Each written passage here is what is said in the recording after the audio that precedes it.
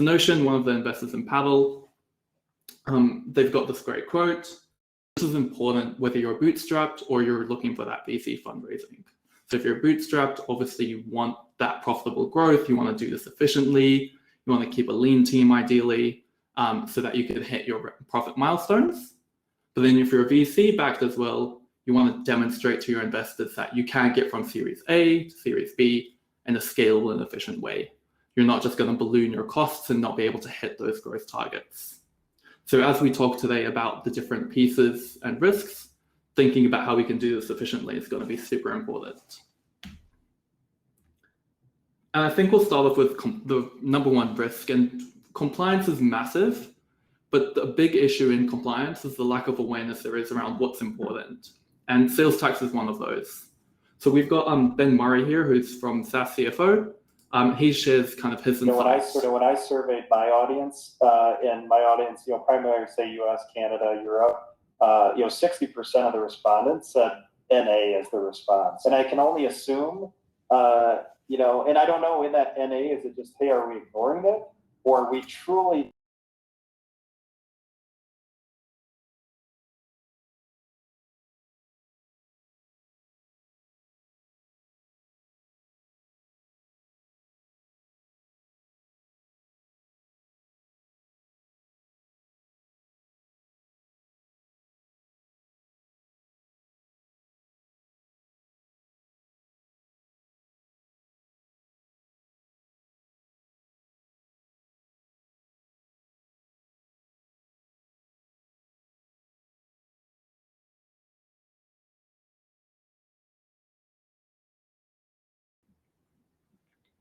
Oh, sorry, did that mute the video as well?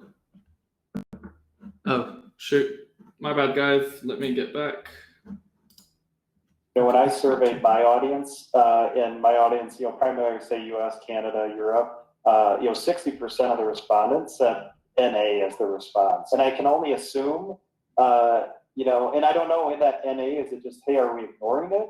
Or we truly know that sales tax is not applicable to our company, which I kind of feel like it's more like NA that I'm not really sure we're not doing it, and not sure, if we should be doing it versus, yep, I checked and I know sales tax is not applicable in my jurisdictions. And, even surprisingly, looking at the poll results, when, by ARR size in the 11 to 50 million ARR range, half the respondents also said NA.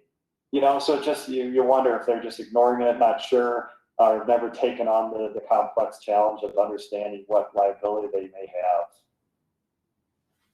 Cool. Sorry about that initial hiccup. But this is a really good example and a really important one about how critical it is to know these different compliance risks you have, and sales tax being a big one. So whether you're aware of it or not, it's something that you should definitely look into. We're all, next screen.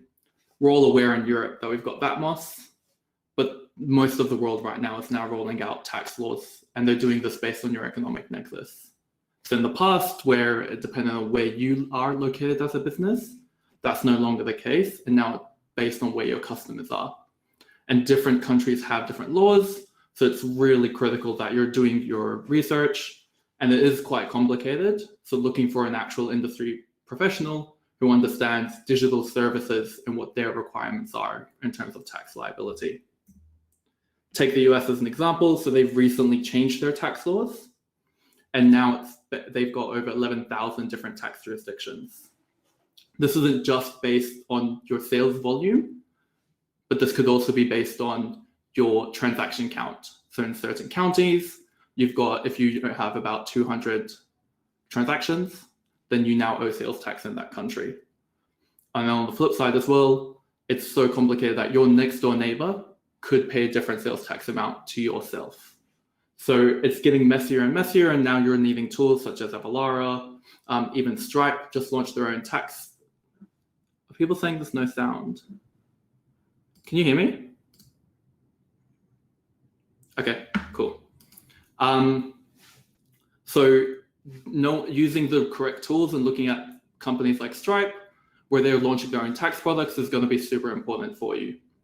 But it doesn't just matter in terms of calculation and collection, because there's also the remittance part. In the UAE, for example, Paddle's tax team, they were in the registration process for about 8 months. And by the end of that 8 months, even though we were registered, we still ended up with a 300% sales tax penalty. So it's really messy, really complicated, and really costly for you as an international company. Next.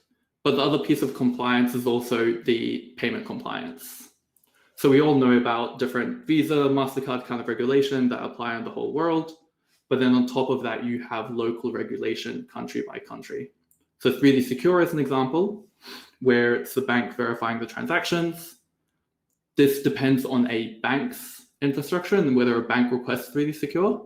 But on top of that, different countries have different regulations. So for example, in India, you're going to need to request a 3D Secure check, not only at the point of purchase, but also at every single renewal. This kind of compliance is critical to you as a business because you're going to be leaving money on the table because you're not aware of it and you're not collecting things correctly. On top of that, GDPR, we all know about it. Our marketing teams are asking for permission in their marketing campaigns, so with cookies, but that also does apply to your payments. And it's not just GDPR in Europe, but it's again, where are your customers coming from? If they're in California, you've got the California Consumer Act over there. So knowing the different obligations you have from a payment perspective worldwide is going to make a big difference. And a really cool, well, not cool actually, example is if, let's say you're a Danish startup and you have a customer from Russia and from India. I'm talking just one. Immediately you now owe sales tax in Russia and India, GST for India. And what you're going to need to do is calculate that, collect the correct amount, and then file that locally. And so in countries like Russia, you're going to need a local tax agent. Huge burden on your finance team, huge operational burden that's kind of distracting you from your product, obviously. Then on the compliance front, as we kind of mentioned, India as an example, you're going to need to request 3D Secure for every single renewal that you have with that customer. And this is just starting with one customer. We're all here to kind of grow rapidly, so this burden obviously just gets more and more complex. The second kind of really big risk though that I want to talk about is payment failure. And this is important not just from a you're leaving money on the table perspective, because customers can't pay you, but it's also just a frustrating customer experience. You don't want your users getting to your door, signing up for an account, trying to pay, and then not being able to do so. That's just going to leave a bad taste in their mouth.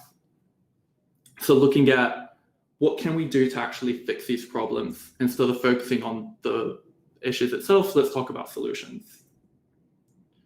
First one is just letting customers pay in their local currency. This is not, we all talk about it from a cosmetic perspective. Customers know how much they're paying. They know month on month that it's not going to fluctuate based on the US dollar to euro FX amounts. This actually matters from a payment acceptance standpoint as well. Collecting payment in, let's say, Indian rupee, Japanese yen, or Korean won improves your payment acceptance rate by 5 to 11% in those countries. New Zealand, Australia, where I'm based, and also Canada, collecting the local dollar improves your payment acceptance rate by 1 to 2%. So that's gains in your growth that not only happen at acquisition, but also every single renewal, because payment acceptance leads to a leaky bucket where you're churning out customers involuntarily. They're not actively trying to cancel their subscription, but they just can't pay. From there, the second solution to dealing with payment acceptance as a problem is letting customers pay with their local preferred payment method. In Germany, for example, transactions under $50, typically they'll want to pay by e-wallet. So PayPal as an example. In the US, they still enjoy paying by check. And generally what you'll find is their preferred payment method in that country will have a higher payment acceptance rate. So by giving them a better experience again, you're actually improving your overall payment acceptance rate, therefore improving your overall revenue growth. And finally, it's setting up with that local or regional banking infrastructure. This is more complicated, and the reality is most startups won't be able to do this in a cost-effective manner from day zero. but there are other routes to leveraging other people's infrastructure. So for example, Paddle. But to explain this briefly, think about all of the handshakes that kind of have to happen between your customer wanting to pay you and you receiving that payment. You have their issuing bank, so their bank, with the card issuer, then with your payment processor, and your bank account, the acquiring bank as well. The more friction points this has, so borders being one of them, the less likely you are to accept that payment and have that approved. It could be due to failing fraud, poor relationships between the two banks are non-existing, even things like currency. Certain banks don't like to allow payments in currencies that they don't support, or that account doesn't support. The communication between these banks as well, unfortunately, there isn't really a standardized format. So again, this is another reason where if you do have that local banking infrastructure, you're just reducing the possibility of that failing. But it's not all doom and gloom. There are people who do this quite well. Matomo is an example. So they're a bootstrapped analytics company out of New Zealand. And they initially started off on their journey trying to take this burden on themselves. So they got to a certain point where they had somewhere between 10 to 15 different plugins to deal with revenue infrastructure. But they realized that that was massively limiting their growth, one from engineering perspective, but then also the risk too, which is payment acceptance.